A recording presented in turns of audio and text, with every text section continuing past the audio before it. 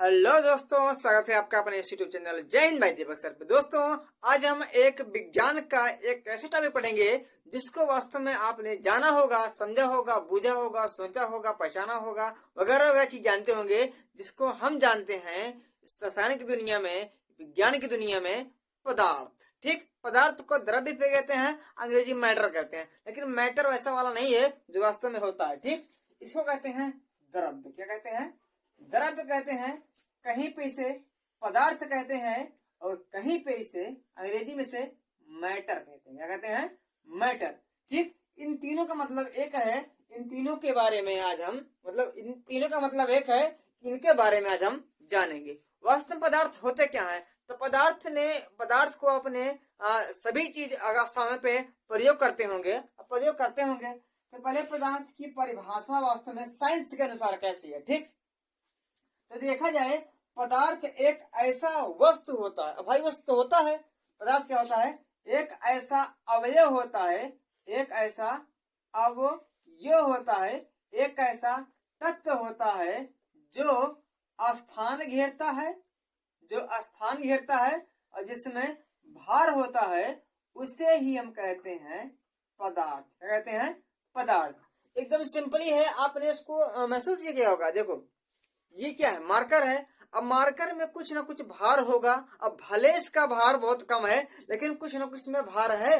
अगर जहां पे रखेंगे वह स्थान तो घेरेगा। अब चाहे थोड़े घेरे चाहे ढेर घेरे, लेकिन घेरेगा तो घेरेगा। अब जब घेरेगा तो यह एक वस्तु आपकी हुई कि नहीं हुई। वैसे सभी चीजें जो स्थान घेरती हैं, ऐसी सभी चीजें जिसमें भार होता है, वे सभी किसमें जाएंगी? आपके पदार्थ में जाएंगे। ठीक, बहुत आसान हुआ। इसमें कोई और ज्यादा कुछ जादू मंत्र है नहीं, बस इतना ही है। ठीक, अब इसकी अवस्थाएं, जो भौतिक अवस्थाएं हैं, वो भौतिक अवस्थाएं ये होती हैं 5। ठीक, इसकी रासायनिक अवस्थाएं भी होती हैं, इसकी भौतिक अवस्थाएं भी होती है। अगर रासायनिक अवस्था में पढ़ेंगे तो हम समांगी, विषमांगी, मिश्रण, इन सभी चीजों के बारे में पढ़ेंगे। अगर हम इसके भौतिक अवस्था के बारे में बात करें तो आपका ठोस, द्रव, गैस वगैरह वगैरह इन सभी चीजों के बारे में बात करेंगे। तो हम यहाँ पर केवल इस पदार्थ की भौतिक अवस्था के बारे में अच्छे तरीके से, ताकि इनसे कोई प्रश्न छूट ना पाए, उन्हीं के बारे में अच्छे तरीके से एकदम मुस्कुराते हुए बात करेंगे। ठीक, इसके बारे में, इसके भौतिक अवस्था के बारे में। ठीक, देखा जाए, कोई भी पदार्थ हो, तो कोई भी पदार्थ का निर्माण होता है, वो छोटे छोटे कणों से मिलके, छोटे छोटे अणुओं से मिलके ही उस पदार्थ का निर्माण होता है। तो अगर देखा जाए तो मुख्य रूप से 2 चीज होते हैं। एक अणु होता है, एक परमाणु होता है। क्या होता है? एक अणु होता है, एक परमाणु होता है। बच्चे इन दोनों की परिभाषा एकदम खूब रटते हैं। 9th वाले, 10th वाले, साथ साथ सभी बच्चे जो वास्तव में साइंस लिए होंगे, वे इन दोनों परिभाषाओं से परिचित ही होंगे। लेकिन परिचित हो या ना हो, लेकिन बताना क्या है मेरा कर्तव्य है। मैं इसको एक बार फिर बता रहा हूँ। अणु क्या है? अणु वे होते हैं, वे भाई ये दोनों सूक्ष्म होते हैं। क्या होते हैं? एकदम सूक्ष्म होते हैं। सूक्ष्म का सूक्ष्मतम कण होते हैं, सूक्ष्म से भी छोटे होते हैं। तो ऐसे सूक्ष्म कण, ये पहले अणु क्या है? जो स्वतंत्र अवस्था में नहीं रह सकता है, स्वतंत्र अवस्था में रह सकता है, लेकिन किसी भी रासायनिक अभिक्रिया में भाग नहीं ले सकता। क्या? रासायनिक अभिक्रिया में भाग नहीं ले सकता, उसे कहेंगे अणु। अरे ये फ्री है, लेकिन कोई भी काम न कर पाएंगे तो कहा जाएंगे, ये हो जाएंगे आपके अणु। परमाणु क्या है? जस्ट इसी का उल्टा। परमाणु वे होते हैं, वैसे सूक्ष्म कण होते हैं जो स्वतंत्र अवस्था में, क्या? जो स्वतंत्र अवस्था में न रहेंगे, लेकिन किसी भी रासायनिक अभिक्रिया में अगर भाग वे ले लेंगे तो उसे कहेंगे हम परमाणु। ठीक, जस्ट दोनों का उल्टा है। परिभाषा बड़ी सरल है, एक छोटी सी काम है, इसको रख लिए। ठीक, स्वतंत्र अवस्था में न रहेंगे, भाग लेंगे। स्वतंत्र अवस्था में न रहेंगे, भाग लेंगे, आपके परमाणु। स्वतंत्र अवस्था में रहेंगे, भाग नहीं ले पाएंगे, अणु। ठीक, इतना क्लियर हो गया। देखा जाए इस परमाणु के बारे में, इस परमाणु के बारे में कुछ अगर ऐसी चीजें बता दिए, ठीक, यही क्या है, आपका परमाणु है। देखने में तो बड़ा लग रहा है लेकिन ये बहुत एकदम छोटा है, ठीक। तो इसमें देखो मुख्य रूप से 3 कण होते हैं। क्या होते हैं? 3 कण होते हैं। एक का नाम है आपका प्रोटॉन। क्या नाम है? एक का नाम है प्रोटॉन, एक का नाम है न्यूट्रॉन। क्या होता है? एक का नाम है न्यूट्रॉन और एक का नाम भैया इलेक्ट्रॉन। क्या? एक का नाम है इलेक्ट्रॉन। क्या नाम है? इलेक्ट्रॉन। इसको कहते हैं पी से, इसको कहते हैं जेड से, इसको कहते हैं ई से। क्या कहते हैं? ई से। तो देखा जाए जो इसको कहते हैं एन से। क्या कहते हैं? एन से, ठीक। तो इसमें जो बीच में क्या है, बीच में क्या है, बीच में इसका है नाभिक। क्या है? बीच में इसका है नाभिक। तो इस नाभिक के अंदर ऐसा प्रश्न पूछा जाता है कि जो परमाणु होते हैं उस परमाणु के नाभिक में कौन से कण होते हैं। तो देखा जाए तो प्रोटॉन और न्यूट्रॉन कहाँ होते हैं? आपके नाभिक में होते हैं। और जो इलेक्ट्रॉन होता है भैया ऐसे ऐसे क्या करता है, या इसको चक्कर लगाता रहता है, ठीक। ऐसे घूम घूम के चक्कर लगाता रहता है और जब इसका ऊर्जा खत्म हो जाता है तो चुम मार के आके यही नाभिक में गिर जाता है। फिर एक उठता है चार्ज होने के बाद, फिर धीरे धीरे क्या करता है, चक्कर लगाता है। बस चक्कर लगाना इसका काम है, ठीक। इस पे आवेश की बात की जाए तो इस पे होता है, आवेश की बात की जाए तो इस पे होता है धनावेश, इस पे होता है ऋणावेश। क्या होता है? इस पे होता है ऋणावेश। और भैया ये एकदम बीच में है, बीच वाले जानते होंगे इसमें कुछ होता नहीं, ना तो ये होते हैं आपके पॉजिटिव और ना तो होते हैं नेगेटिव, एकदम उदासीन, ठीक। हाथ पकड़ के चाहे जाने को ले जाओ, इनसे कोई मतलब नहीं है, ठीक। इतनी चीजें हो गई। तो इलेक्ट्रॉन की जो खोज की थी, प्रोटॉन की जो खोज की थी, न्यूट्रॉन की जो खोज की थी, ये आपके एग्जाम में बहुत पूछता है, ठीक। जो इलेक्ट्रॉन की खोज की थी, एक सिंपल ट्रिक है, आपको पता होगा ना पता होगा तो यहाँ देख लीजिए, ईंट पर नाच। क्या? ईंट पर नाच, ठीक। ईंट पर नाच, ये सिंपल ट्रिक है, बच्चों को एकदम उनके मुंह पे गाना की तरह याद होता है। ई से इलेक्ट्रॉन। क्या? ई से इलेक्ट्रॉन, टी से थॉमसन। क्या? टी से थॉमसन, यानी कि इलेक्ट्रॉन की खोज थॉमसन ने की थी। पी से प्रोटॉन। क्या? पी से प्रोटॉन, आर से रदरफोर्ड। क्या? आर से रदरफोर्ड, ठीक। रदरफोर्ड नहीं, रदरफोर्ड है, ठीक। एन से आपका ना से न्यूट्रॉन। क्या? ना से न्यूट्रॉन, चा से चैडविक। क्या? चा से चैडविक, ठीक। ये सिंपल सी क्या है आपकी, एकदम सिंपल सी आपकी ट्रिक है और ट्रिक के माध्यम से आपको यह पता होगा। ईंट पर नाच मतलब इलेक्ट्रॉन की देखा जाए तो आपके थॉमसन, पा से प्रोटॉन, रा से रदरफोर्ड, ना से न्यूट्रॉन और सा से चा से चैडविक, ठीक। इससे खोज हो गई। तो इसके बारे में कुछ देखा जाए तो परमाणु चैप्टर है आपका, अणु चैप्टर है, ये तो अलग है लेकिन थोड़ा इन्फॉर्मेशन आपको यह होना चाहिए। अब हम पहुंचते हैं कहाँ पे, हम आपको पहुंचते हैं कहाँ पे, इस पदार्थ की भौतिक अवस्था के बारे में, ठीक। इस पदार्थ की भौतिक अवस्था के बारे में पहुंचते हैं और उनसे जो प्रश्न बन सकते हैं उनको ही क्या करेंगे, हम अच्छे तरीके से क्लियर करेंगे, ठीक।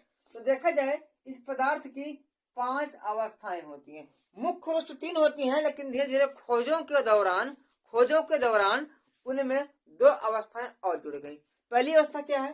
पहली अवस्था आपकी है ठोस। अच्छा, इसको मिटा दें और अच्छे तरीके से एक एक करके इन सभी को बताएं, ठीक। परिभाषा याद होगी इन दोनों का मतलब समझ गए होंगे। आगे हम इनकी अवस्थाओं के बारे में अच्छे तरीके से पढ़ेंगे, ठीक। तो पहला आपका है ठोस। क्या है? दिख रहा होगा, पहला आपका है ठोस। क्या है? ठोस। उसके बाद आपका है द्रव, ये द्रव है, द्रव है, ठीक। आपका गैस। और एक नया खोज हुआ भैया प्लाज्मा की। किसकी? प्लाज्मा की। और एक नई खोज हुई बीईसी। किसकी? बीईसी की क्या हुई? खोज हुई। तो पहले हम ठोस के बारे में घुसेंगे और इसको बनाएंगे द्रव। क्या बनाएंगे? यानी कि इसको अच्छे तरीके से पढ़ेंगे। ठोस क्या है? ठोस की विशेषता में देखो, ठोस क्या है? ठोस एक ऐसा पदार्थ होता है। अब भाई पदार्थ का जब अंग है तो पदार्थ हमको बोलना पड़ेगा, समझना पड़ेगा। पदार्थ, ठोस क्या है?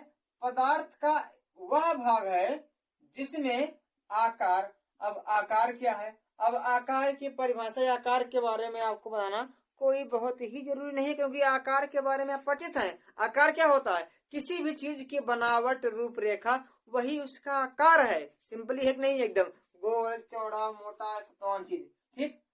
दूसरा क्या है? आयतन। आयतन मतलब वह होता है जो स्थान घेरता है। अगर कोई बस जितना स्थान घेरेगी उसे उसका आयतन कहेंगे, यानी कि स्थान घेरना, आयतन। इसका एक मात्रक होता है, वह होता है मीटर घात 3, यानी कि घन मीटर। तो एक ऐसा पदार्थ जिसमें आकार होता है और जिसमें आयतन होता है, बस उसी को हम ठोस कहते हैं। क्या कहते हैं? ठोस। एग्जाम्पल में आपने बहुत जाना होगा, यानी कि ऐसी चीज जो मार दे, आपकी जो मुंह हुए उड़ जाए, वही ठोस है। ईटा, पत्थर, कुर्सी, मेज, तखत, पंखा, फैन, मार्कर, कलम, कुर्सी वगैरह वगैरह, इन सभी चीजें देखा जाए तो हम जो लिख दे रहे हैं, कुर्सी, मेज, ईट, पत्थर, ये मार्कर। ठीक। ये सभी चीजें क्या है? ठोस में है। ठीक। अच्छा, इस ठोस की विशेषता क्या है? और देखा जाए इसकी विशेषता क्या है, तो ठोस में देखा जाए तो आकार तो होता है, आयतन भी होता है। इसमें जो घनत्व होता है, क्या होता है? घनत्व। घनत्व मतलब इनके जो अणु होते हैं बहुत ही घने होते हैं। जब बहुत ही घने होते हैं तभी ये ठोस के रूप में रहती है। यानी कि अगर देखा जाए तो एकदम कैसे रहेंगे? ये पास पास एकदम सटे रहेंगे, एकदम पास पास रहेंगे, तभी एकदम ये ठोस होने का काम करेंगे। ठीक। यही क्या होता है? इसमें घनत्व बहुत अधिक होता है। दूसरा बात देखा जाए, इनके अंदर अंतरा आणविक, इसको लिख दे रहे साहब साहब, अंतरा आणविक बल कम होता है। कैसा होता है? कम। अंतरा मतलब अंदर, अणु मतलब आणविक मतलब अणु का जो बल होता है बहुत कम होता है। देखो एकदम जो बल है एकदम बहुत ही कम है, यानी कि सॉरी कम नहीं है, क्या है? अंतरा आणविक बल क्या होता है? सबसे अधिक। क्या होता है? सबसे अधिक। इनके अंदर जो अंतरा आणविक बल है, यानी कि अणुओं को बांधना का जो बल है, ये बहुत अधिक होता है। तभी ये जो प्रत्येक इसके अणु है एक दूसरे को बहुत अच्छी तरीके से जकड़े रहते हैं, बांधे रहते हैं, इसीलिए क्या होते हैं? ठोस अवस्था में बने रहते हैं। इसमें देखा जाए भैया, बहने का गुण तो होता नहीं है। भाई बहेंगे, ठोस में बहेंगे, उड़ जाएंगे, थोड़ी बहेंगे। ठीक। अगर देखा जाए ये असंपीड, क्या? असंपीडता का गुण इसमें क्या होता है? बहुत ही कम होता है। असंपीडता का सीधा सा मतलब है इसमें पचकना वचकना भाई कुछ है वे नहीं। अब ईटा को पचकाओगे, ईटा के बीच जो अणु होंगे उनके बीच स्थान खाली होगा? बिल्कुल नहीं खाली होगा। नहीं, जब खाली होता तो ये कैसे रहते? एकदम उड़ते रहते इससे हवा में। ठीक। यानी कि जिधर मन के इधर बह जाए, जिधर मन के इधर लग जाए, ऐसे। यानी कि क्या होता है? इसमें पचकने का गुण नहीं होता। किसमें? इसलिए क्या होते हैं? अगर पचकते तो ये असंपीड होते, पचकते नहीं है इसलिए क्या है? असंपीड है। ठीक। इसमें देखा जाए प्रसार, क्या? इसमें देखा जाए प्रसार, यानी कि फैलने का गुण नहीं होता। देखा जाए तो कुछ कम होता है। अब रबड़ भी एक प्रकार का पदार्थ है, ठोस है, मारेंगे चोट लगेगी, लेकिन देखा जाए फैलता है, प्रसार होता है। तो थोड़ा देखा जाए इसमें प्रसार का गुण थोड़ा मतलब होता है, लेकिन थोड़ा कम होता है। विसरण क्या होता है इसमें? विसरण, अब देखो प्रसार का मतलब भी फैलाव और विसरण का मतलब भी फैलाव, लेकिन प्रसार का मतलब ऐसे लंबा से फैल जाए या ऊपर नीचे फैल, यानी कि एक ही या दो दिशा में फैलना ही प्रसार कहलाता है। जैसे मान लो रबड़ है, रबड़ को किधर तो इधर फैला सकेंगे, कि तो इधर फैलाएंगे। लेकिन विसरण जो होता है इसमें भी फैलाव होता है, लेकिन कहीं पर भी जिस धुआं होता है, इधर भी उड़ जाए, इधर भी उड़ जाए, उधर भी उड़ जाए, नीचे भी उड़ जाए, तो जो होता है गैसों में वह अधिक मात्रा में विसरण का गुण होता है। ठीक। विसरण मतलब चार दिशाओं में फैलना और प्रसार मतलब दो दिशाओं में फैलना। ठीक। इसमें नहीं होता है। ठीक। ये क्या हो गई? कुछ ठोस की विशेषताएं हो गई। कुछ ठोस के बारे में आपने कुछ न कुछ जाना होगा। बहने गुण नहीं होता है, असंपीड होती हैं, आकार कोई आकार निश्चित होता है, आयतन निश्चित होता है, इनके बीच जो अणु होते हैं एकदम पास पास होते हैं, सघन होते हैं, इससे क्या होती है? इनके अंतर आणविक बल अधिक लगता है। और देखा जाए विसरण का गुण में होता नहीं है, कुछ प्रसार का होता है कि कुछ चीजों में होता है, बाकी चीजें आपको आ गई होंगी। ठीक, अब किसके बारे में पढ़ेंगे? अब पढ़ेंगे हम दरों के बारे में।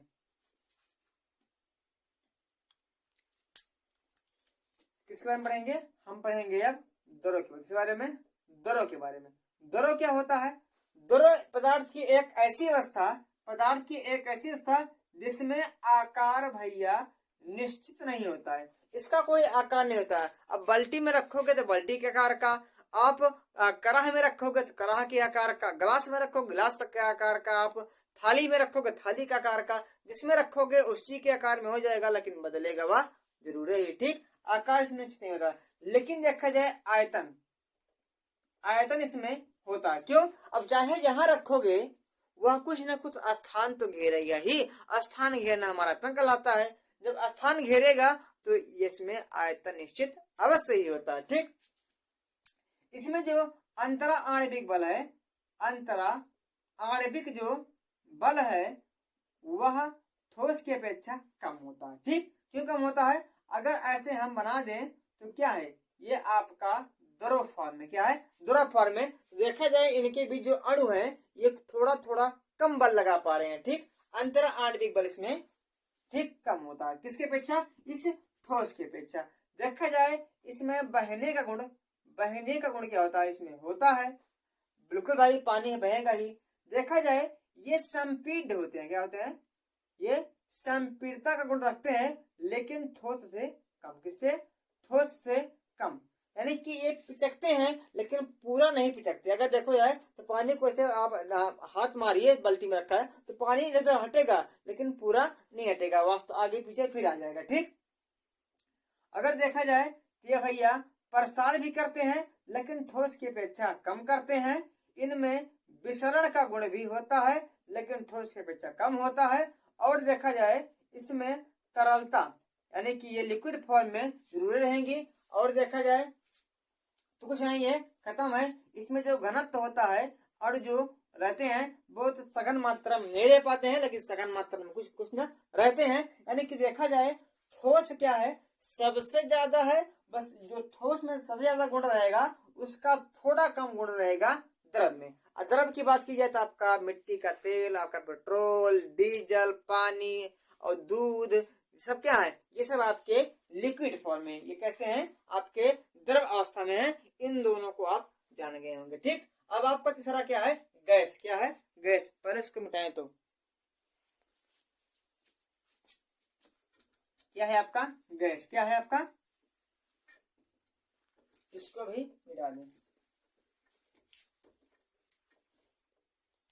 क्या है आपका? गैस। क्या है आपका?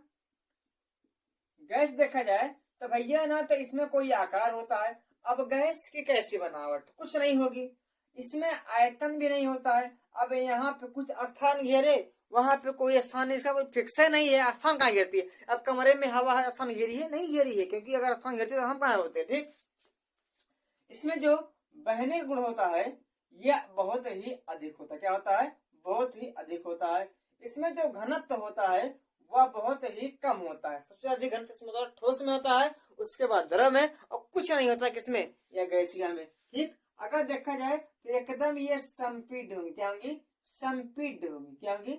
संपीडता का गुण इसमें अधिक होगा। अब भाई संपीड मतलब पिचकेंगे, आप कोई मतलब ही नहीं, चाहे इसे ऐसे मारो, इसमें कोई मतलब ही नहीं है। संपीड गुण क्या होता है? इसमें अधिक होता है। इसमें विसरण क्या होता है? चारों ओर फैलने गुण अधिक होता है। प्रसार का भी क्या होता है? इसमें गुण पाया जाता है। यानी कि देखा जाए, मैं लिख दे रहा हूं यहाँ पे, आपके हीलियम, लिथियम, बेरिलियम देखा जाए तो आपके हाइड्रोजन गैस हो गई, आपकी देखा जाए हीलियम गैस हो गई, आपके नाइट्रोजन, ऑक्सीजन, एलपीजी, सीएनजी, तो हम गैसें तो हैं आपके। ठीक, ये सब क्या होगी? इसकी परिभाषा तो बहुत आसान है। परिभाषा क्या बनाएंगे? यानी कि देखा जाए तो ये एक गैस यहाँ पे, एक गैस यहाँ पे, हाँ, इनके अंदर जो अंतरा आणविक बल होगा वो बहुत ही कम मात्रा में होगा, तभी ये क्या होंगे? उड़ने लगेंगे। अब जिसके अंदर बल नहीं होगा वो भैया उड़ेगा है। अब प्लाज्मा क्या होता है? प्लाज्मा, वास्तव में प्लाज्मा की जो जानकारी थी हमें नहीं थी, और बीईसी की जानकारी भी हमें नहीं थी। अब प्लाज्मा के बारे में पढ़ लें, उसके बाद हमारा यह चैप्टर आधे तरीके से कुछ ना कुछ कंप्लीट हो ही जाएगा। प्लाज्मा क्या है? प्लाज्मा की जानकारी हमें नहीं थी। प्लाज्मा मतलब दिमाग में रखिए बादल। क्या? बादल। यानी कि जो बादल का आकार है, इस मेघ का आकार कैसा होता है, उस प्लाज्मा के आकार का होता है। ठीक, देखा जाए यह चौथी अवस्था है। इसकी खोज 1829 कितना है 79 ईस्वी में विलियम क्रुक्स नामक वैज्ञानिक ने की थी। किसने? विलियम क्रुक्स नामक वैज्ञानिक ने की थी। लेकिन भैया इसका नाम नहीं जानते थे। उन्होंने इसे चमकता पदार्थ का, कौन? चमकता पदार्थ का। फिर एक व्यक्ति आए आपके, कौन? इरविन करके। कौन आए? इरविन करके 1920 में आए। शायद इरविन का कुछ थे, इसका लैंग्वेज था। कैसे कहते आए और इसको ये प्लाज्मा कह दिए। क्या कह दिए? प्लाज्मा कह दिए। किसको? इस चमकते पदार्थ को। ठीक, तो धीरे धीरे देखा गया प्लाज्मा की परिभाषा। प्लाज्मा की परिभाषा क्या है कि भैया अगर आपका प्रोटॉन ध्यान से होता है, आपका इलेक्ट्रॉन, यानी कि कुल मिला के इसमें ऊर्जा, जिसमें जो इलेक्ट्रॉन होते हैं, इसमें जो कण होते हैं, आवेश होते हैं, ये आवेश बहुत ही ज्यादा उत्तेजित होता है। यानी कि गैसों का एक ऐसा मिश्रण जिसमें अधिक ऊर्जा वाले आयनीकृत गैस, यानी कि आयनीकृत फॉर्म में या आवेश में